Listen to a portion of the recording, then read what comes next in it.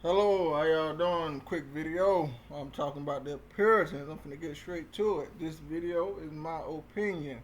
The information that I'm using um, have nothing to do with my opinion. But I want to get into this video about these Puritans because I didn't know that they had such a strong influence on American culture. But they do. So I want to get into this short video. She talking about this YouTuber. Her name is Jones M. Lena, where she describing the beliefs of the Puritans. We're going to be talking today about some Puritan beliefs and characteristics because the next two texts that we're reading, the Crucible and then the Scarlet Letter, all take place in what's known as the Puritan era. So the era in which the Puritans settled and ruled New England. So we want to understand the basic characteristics and beliefs of these people because in the text that we're about to read, these people do some things that we would consider to be pretty wacko. And so if we don't understand why they're behaving the way that they're behaving, we can't really relate to them as people and as characters. So I'm going to take just a brief couple minutes to go through what are some of the main points of their belief system, and then how has that affected the way that we believe today, how we view ourselves as Americans, so that we can see there is some connection between us and them, and perhaps we can have some compassion towards the characters in the stories that are doing things like hanging witches and sewing A's onto people's garments and scorning them and making them feel like trash. So I know it's kind of a big, big favor to ask, but we're going to go into it anyway. So there's a couple of basic beliefs that we need to talk about. The first is original sin. So Adam and Eve, when they were in the Garden of Eden, they disobeyed God. They were the only two people. Every person on the planet has descended from Adam and Eve. And because the first two people sinned before we all were born, everyone who was born after them has sinned by default. Okay, so that's the basic belief in original sin. Everyone is born a sinner. It doesn't matter, what you do in life. You have that sin nature in you. And on top of the sin nature that's in you, we have the devil that's prowling around like a lion, seeking to devour the people that are prone to temptation. And so not only do we have an enemy within, which is our original sin nature, we have a devil outside of us who's really a ferocious enemy trying to destroy us. But wait, there's good news. The Puritans also believe in irresistible grace, which is this idea that God forgives us for our original sin. God protects us from the prowling devil. That's his grace. And when we truly understand that, we will find him irresistible. And we'll be drawn to him on account of that. Which then leads to the perseverance of the saints. So anybody who calls themselves a Puritan is also a saint. And because we have God's grace to help us, the Puritans believed that the saints can persevere through and overcome anything. Okay? It doesn't matter what the devil throws at them. God's irresistible grace can help them to overcome that, which is really a helpful idea when you're in the middle of New England, in the middle of winter, and your whole family is dying of starvation and chill, and you can't do anything about it. Okay, they believe in manifest destiny, which essentially is that God has proclaimed to them that they're the best and that they need to convert the Native Americans to Puritanism and rule the entire continent. And this is an idea that shapes American politics, even into the 18 and 1900s. They do believe in backsliding, which is essentially you've got original sin and the devil on one side, and then you've got God's grace on the other, and they're both pulling you in opposite directions. And the goal is to be moving more towards grace, but the devil pulls you back towards sin. And so that's called backsliding.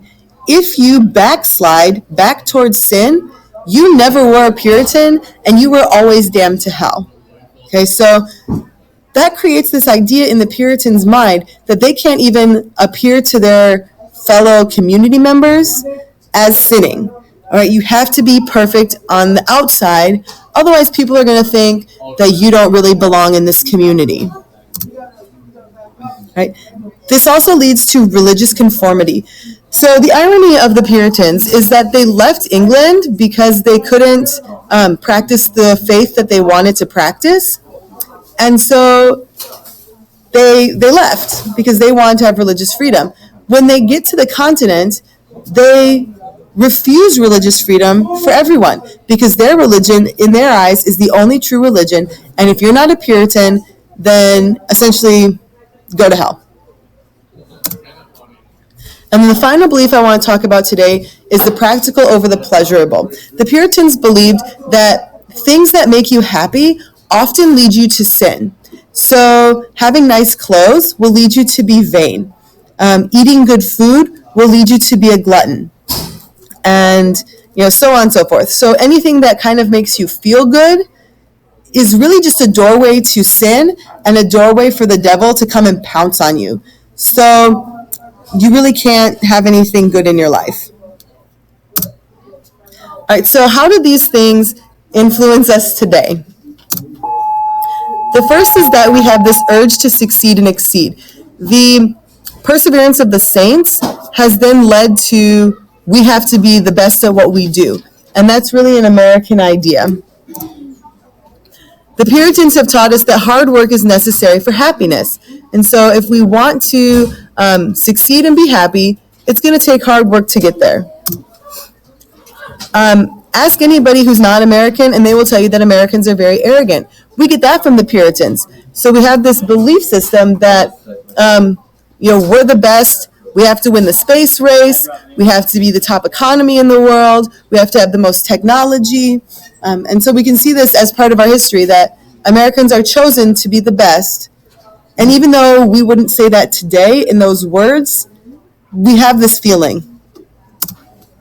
And then finally, we have a strict morality. Compared to other places in the world, Americans are more modest, they're more sexually pure, and have more ideas of monogamy, and a stricter moral code than perhaps the Europeans who weren't living under this Puritan influence.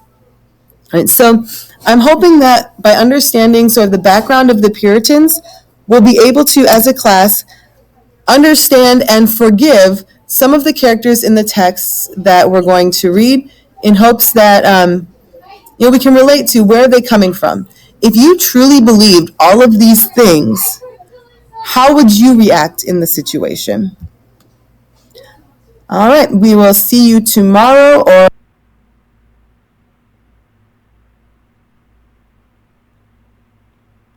So, me looking at this list, what do I see? Let's get to it.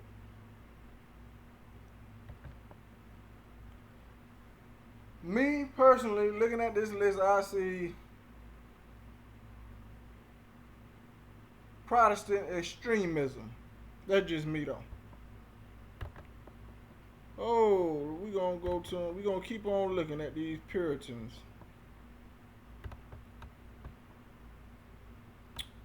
Yeah, we gonna look at these Puritans.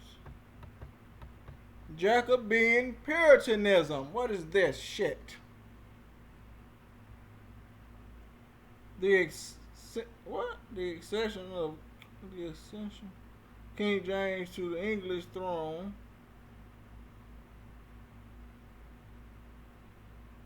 Puritan Manifesto. Okay. What are we looking for here? What am I looking for?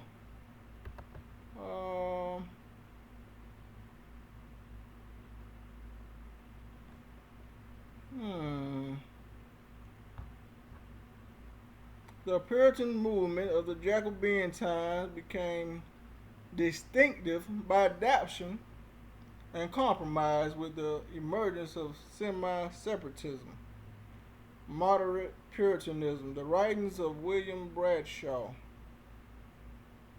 who adopted the term Puritan for himself. Church of England and separatists who left the Church of England altogether with something going on with my computer too. What's that? What's going on? Oh well. the Puritans were um, English Protestants in the 16th and 17th centuries who sought to purify the Church of England of Roman Catholic practices, maintaining that the Church of England had not fully reformed and should become more Protestant. Puritan, Puritanism played a significant role in English history, especially during the Preteric. Okay. Uh-huh.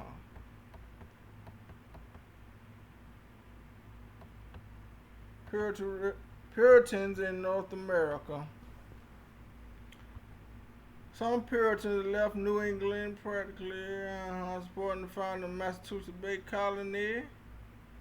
Original colonists. The United States was not descended from all the original colonists. Many returned to England shortly after arriving on the continent, but it produced more than 16 million dissidents. The so-called Great Migration. Uh-huh.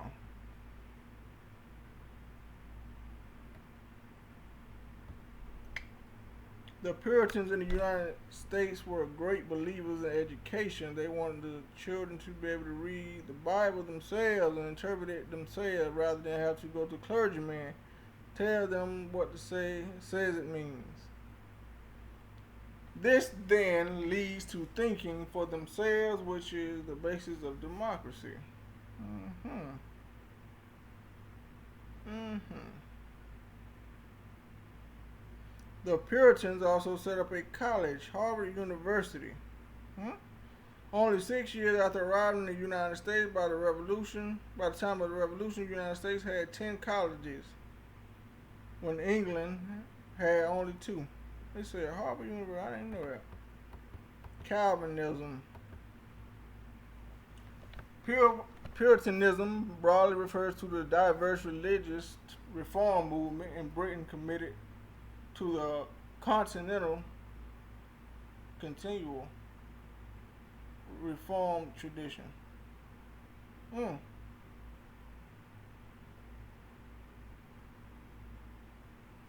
Let's see.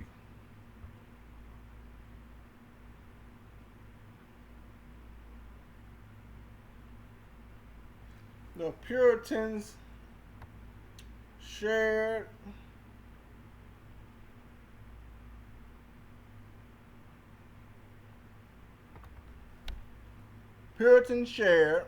with other Calvinists a belief in double predestination. Mm.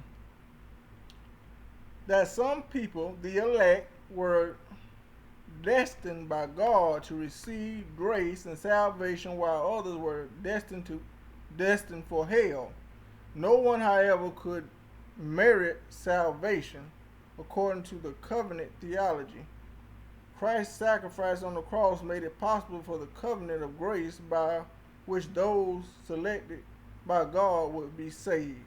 Puritans believe in unconditional election and irresistible grace. God's grace is given freely without condition to the elect and could not be refused.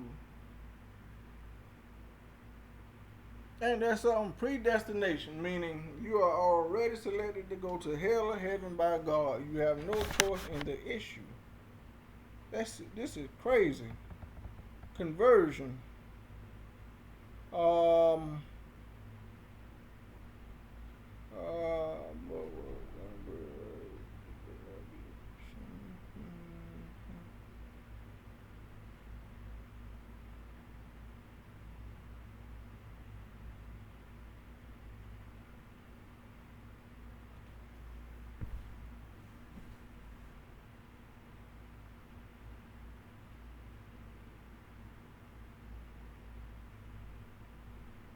Oh, here we go again. Look at this now.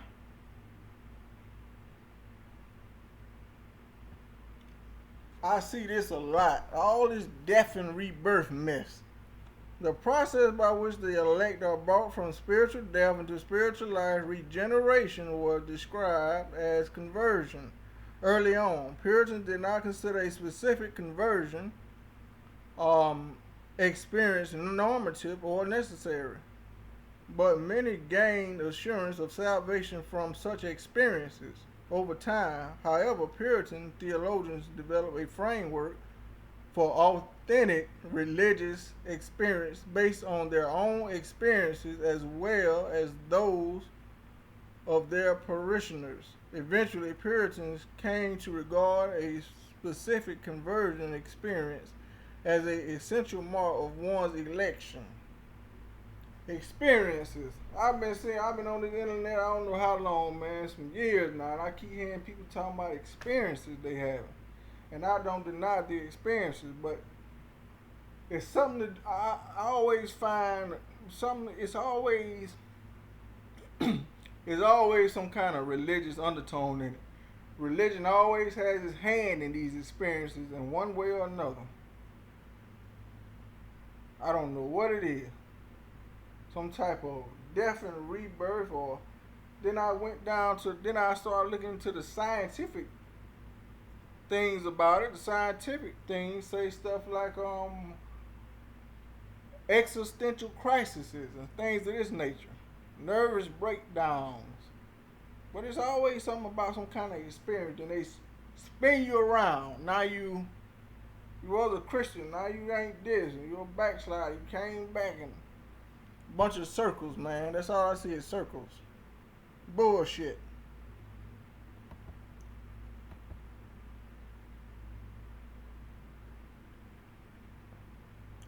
I'm gonna describe that through introspection. The Puritan conversion experience. Now this is okay. The Puritan conversion experience was commonly described as occurring in discrete phases. It began with a preparatory phase designed to produce contrition for sin through introspection, Bible study, and listening to preaching.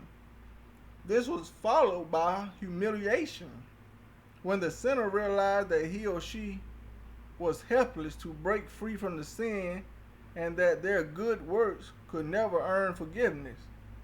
It was after reaching this point, the realization that salvation was possible only because of divine mercy, that the person would experience justification. Uh, Justification and righteousness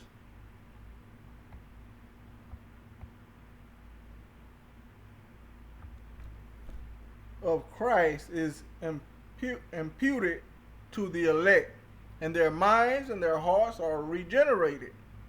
For some Puritans, this was a dramatic experience. They referred to it as being born again.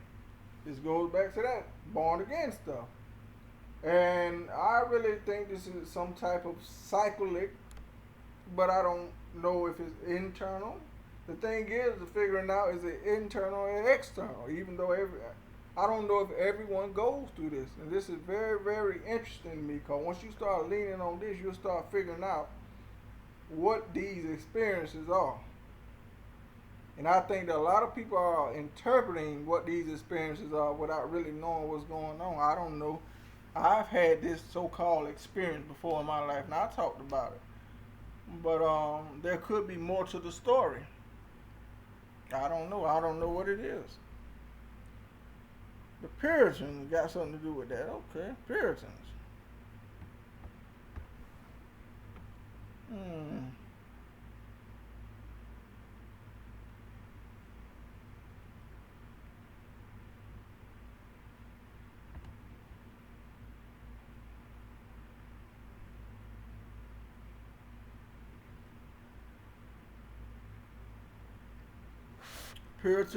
Puritanism, experimental piety, which would be inherited by the evangelical Protestants of the 18th century, While evangelical views on conversion were heavily influenced by Puritan theology, the Puritans believed that the assurance of one's salvation was rare, late, and that the fruit of struggle in the experience of believers, whereas evangelicals believed that assurance was normative for all the truly converted. Hmm.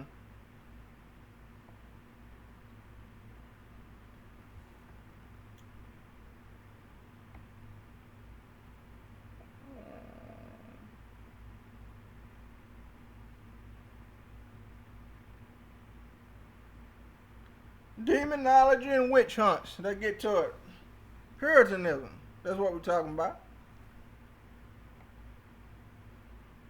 Oh, let's see what they were talking about. Yo, let's see what the Puritans were talking about. Oh. Like most Christians in the early modern period, Puritans believed in the active existence of the devil and demons and the evil forces that could possess and cause harm to men and women. There was also widespread belief in witchcraft and witches, persons in lineage, in league with the devil, unexplained phenomena such as death of livestock, human disease, and hideous fits suffered by young and old might all be blamed on the agency of the devil or a witch.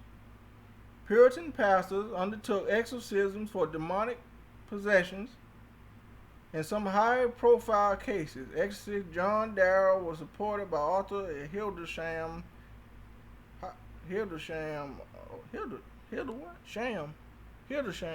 In the case of Thomas Darling, Samuel Harness, a skeptic on witchcraft and possession, attacked Darrell. However, Harsnett, in the minority and many clergy, not only Puritans, believe in witchcraft and possession. Let's see.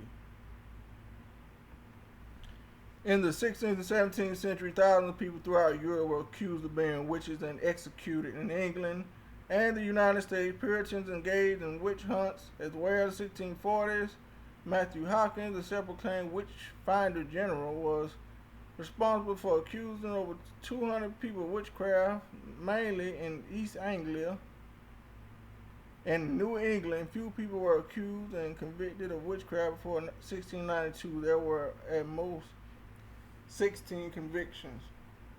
The Salem witch trial 1692 had a lasting impact on the historical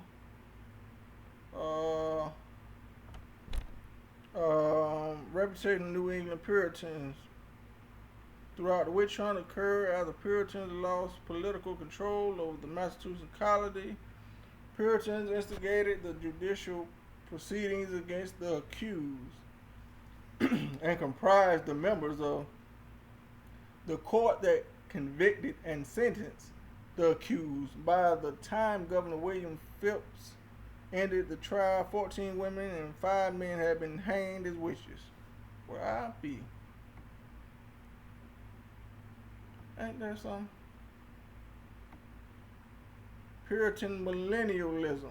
I think this right here is this millennialism and the millennial kingdom and the so-called millennials now that's going on, what they call millennials. I think a lot of this got something to do with the church.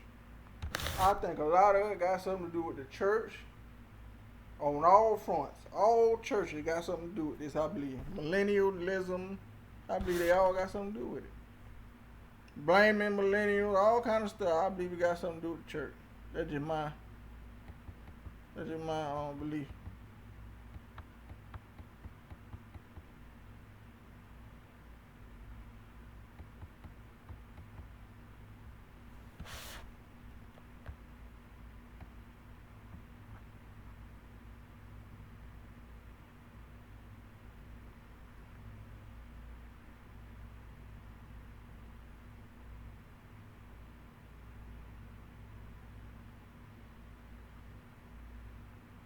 These Puritans something else, boy.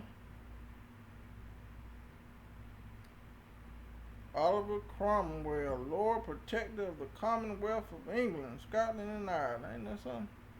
Puritans. They will purify the land, cleanse it of evil.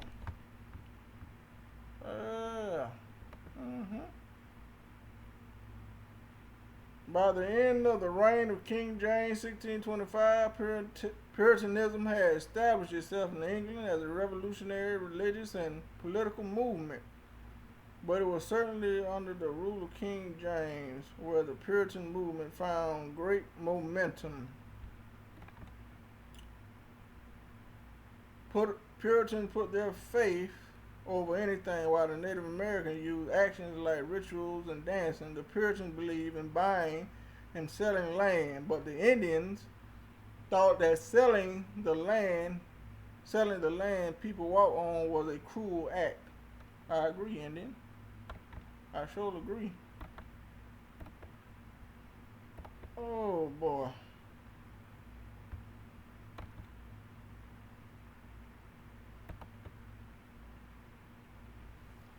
Thomas Morton. This right here is a writer. He came out with a book about the Puritans, I think.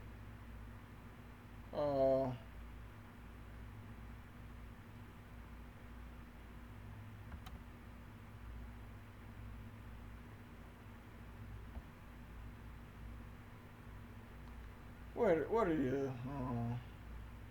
He was banished by the Puritans for his book and what he was saying at the time. Let's see. Banishment of the Puritan. Let's see. The second 1628 May Day reveals of New Canaan inspired by Cupid's mother with the pagan odes. Let's see. Lustful children. Where it is? Where is it?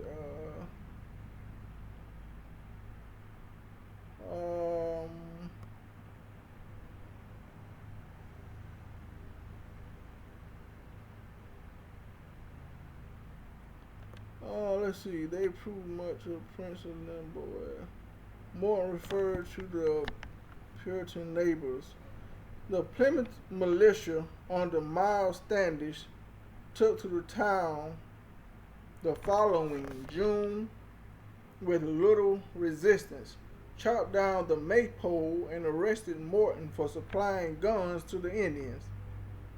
He was put in stocks in Plymouth, given a trial, and finally marooned on the desert islands of Shoals off the coast of New Hampshire until an English ship could take him home. And he was believed too well connected to them imprisoned or executed, as later became the penalty for blasphemy in the colony. He was essentially left to starve on the island, but supplied with food by friendly natives from the mainland who were said to be bemused by the events and eventually gained strength to escape to England under his own volition. The Marymount community survived without more than another year, but was renamed Mount Dagon by the Puritans after the Semitic sea god, and they pledged to make it a place of woe. During the severe winter famine 1629, residents of New Salem under John Enoch raided Mount Dagon's plentiful come supplies and destroyed what was left of maypole, denouncing it as a pagan idol, and calling it calf Horeb. Morton returned to the colony soon after, and after finding most inhabitants had been scattered, was rearrested again, but put on trial and banished from the colonies. The following year, the colony of Mount Dagon was burned to the ground, and Morton shipped back to England. Puritans did this now. Puritans. Mount Dagon, they named a place after a Canaanite Semitic god. They thinking America was the land of Canaan. So evidently they were looking at the Indians as the Canaanites. New English Canaan.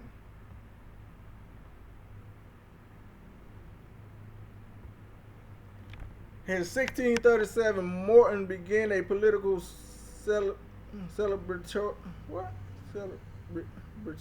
with the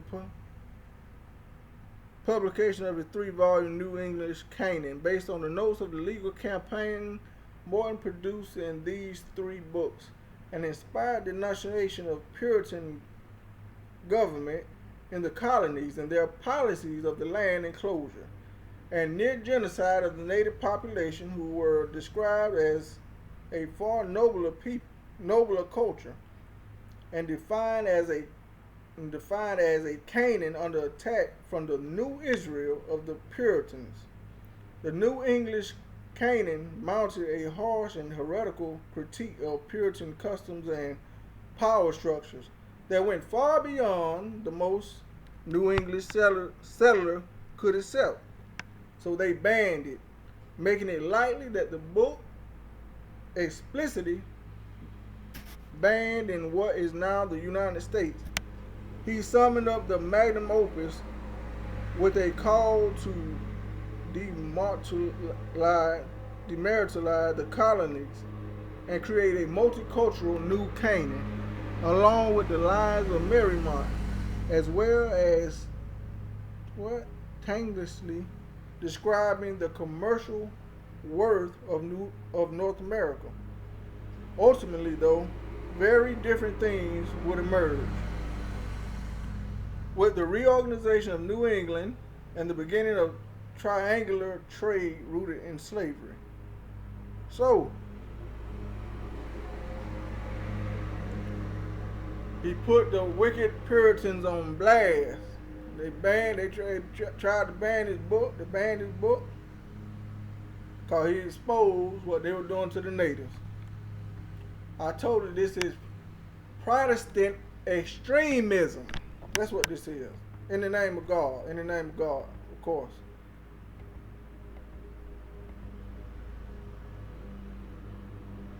Protestant extremism. In the name of God and Jesus.